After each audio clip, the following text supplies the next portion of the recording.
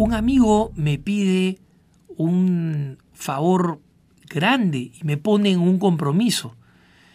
Comentando los distintos puntos de vista, me dice: ¿cuándo vas a hablar sobre el rosario? Soy Alejandro Bermúdez, director de Así Prensa, y en este punto de vista me veo obligado, como Lope de Vega se vio obligado a escribir un soneto a la fuerza, a comentar esto por el pedido de este querido amigo. Y es difícil hablar del rosario porque se podrían decir tantas cosas. Podría explicar el carácter histórico, cómo el rosario une estas 150 Ave Marías porque se quería tener una versión para el pueblo de la oración que realizaban los monjes, que eran rezar los 150 salmos. Cómo la separación de los misterios, los primeros 3 grupos de misterios gloriosos, dolorosos y gozosos, se desarrollaron en algún momento de la historia. Se pierde en algún momento en la historia el origen del rosario tal como lo conocemos, como se pierde en la historia también el origen del Ave María, que la primera mitad es tomada del Evangelio y la segunda es algo completamente de sentido común, como una vez que se proclaman las glorias de María, no añadir una petición muy sencilla: ruega por nosotros pecadores, ahora en esta vida y en la hora de la muerte. Amén. Ciertamente el rosario sufre, o mejor dicho, pasa por este proceso de desarrollo a lo largo de la historia hasta llegar como es a nosotros. Sabemos que fueron los dominicos, la orden de los predicadores, quienes los difundieron en todos lados, no exclusivamente, pero ellos no fueron los únicos que lo difundieron, pero lo hicieron como parte central de su obra misionera, especialmente después de la Revolución Protestante, ¿no? Entonces, el rosario pues se pierde así en la historia. Sabemos que muchos papas recomendaron su oración, especialmente en los tiempos difíciles, para la seguridad de la Iglesia en los ataques musulmanes, en las batallas musulmanas. Se ordenó rezar el rosario, por ejemplo, para el gran combate naval de Lepanto, y la victoria fue atribuida al rezo del rosario, con lo cual se contribuyó a su popularización. Pero, como digo, se pierde en los anales de la historia el rezo del rosario. Para mí, tal vez el tema más importante es refutar aquella expresión que dice que el rosario es aburrido porque consiste en una repetición constante de una misma oración. La repetición forma parte esencial de la naturaleza del hombre. Justamente la cultura del flash, la cultura de la sorpresa, de la constante estimulación, es el opuesto a la meditación y a la expresión del amor. Cuando uno ve que una madre se pasa horas repitiéndole lo mismo o haciéndole el mismo truco o el mismo juego a su bebito, y el bebito que reiteradamente se ríe y goza con estas expresiones repetitivas, y es más, que pide que se las repitan, pide más, es la expresión natural del amor. En la repetición está la expresión del amor y está también la meditación.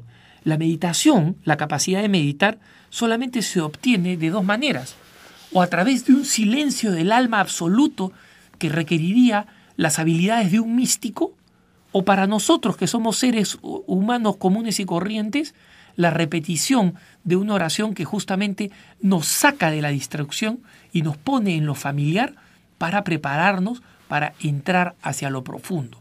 En lo familiar, en lo que se repite, allí donde el alma no tiene que expandirse para entender o comprender cosas cada vez más nuevas, el alma puede ir hacia adentro, hacia lo profundo. Y esta es la maravilla del rosario. Justamente en su exhortación apostólica Marialis Cultus, el Papa Pablo VI explicaba cómo el rezo de los Aves Marías repetidos entretejen un tejido en el cual se mece la meditación de estos misterios y podemos penetrar en estos misterios que forman parte del rosario gracias a la repetición, no a pesar de la repetición, gracias a la repetición. Entonces, a mí me parece que con esto queda claramente refutada esa creencia de que el rosario es aburrido. No en vano el rosario, porque permite meditar en estos misterios centrales de la vida cristiana, se convierte en una de las prácticas más recomendadas de la Iglesia y que más se valora en la Iglesia después de la Eucaristía, la adoración al Santísimo y la liturgia de las horas. El rosario tiene este papel preponderante allí en el tope entre las oraciones más importantes de la Iglesia.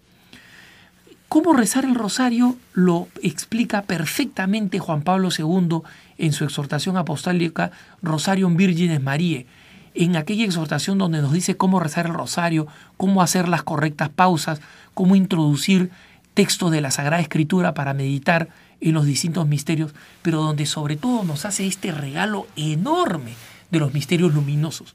Unos misterios que, a pesar de los siglos en que se habían venido rezando el rosario como lo hemos rezado habitualmente con los 3 grupos de misterios, gozosos, gloriosos y dolorosos, de alguna manera la Iglesia, silenciosamente, casi sin saberlo, estaba pidiendo a gritos que se incluyeran estos misterios luminosos. ¿Por qué? Porque los misterios gozosos reflexionan sobre el inicio de la vida de Jesús, del nacimiento, de la anunciación, encarnación, mejor dicho, hasta sus aproximadamente 12 años cuando es encontrado en el templo de Jerusalén, hablando con los maestros de la ley. Los misterios dolorosos nos hablan prácticamente del el final de la misión de Jesús, desde la oración del huerto de Getsemaní hasta su muerte en la cruz. Los misterios gloriosos nos hablan del periodo de victoria posterior a eso, desde la resurrección gloriosa de Jesucristo hasta el misterio de la coronación de María como reina y señora de todo lo creado. ¿Dónde quedaba la vida pública de Jesús? ¿Dónde quedaban esos años claves en los que Jesús anunció el Evangelio, instauró la Eucaristía, se transfiguró, se hizo presente a través de los milagros como el milagro de la boda de Caná? Estuvo presente en la manifestación de la Trinidad en el bautismo. ¿Dónde quedaban todos esos? ¿Se dan cuenta cómo, de alguna manera, la Iglesia y la misma liturgia pedía a gritos que se agregaran estos misterios luminosos? Muchas personas apegadas a la tradición se oponen al rezo de estos misterios, pero estos misterios son un don enorme para la Iglesia, son un regalo maravilloso que necesitaban de la sencillez genial o de la genialidad sencilla de una figura como Juan Pablo II. Esta herencia maravillosa, pues, nos enriquece en una manera tremenda para poder contemplar y poder meditar en los misterios completos de la vida cristiana. Si tuviera que hablar del rosario en mi propia vida, digo que simplemente es una pieza esencial. No puedo pasar un día sin rezar el rosario. Mi devoción mariana de alguna manera se acuna, se mece en el rosario que rezo todos los días, y cuando el Señor me permite, por cuestiones de tiempo, rezo más de un grupo de rosarios. En algunas ocasiones incluso me permite rezar los 20 misterios, y lo hago con una fascinación creciente. La repetición no solamente no me molesta, sino que creo que me introduce cada vez más en una comprensión más hermosa, más serena y más acompañada por la Virgen de los misterios de la vida cristiana. Que tengas un buen día.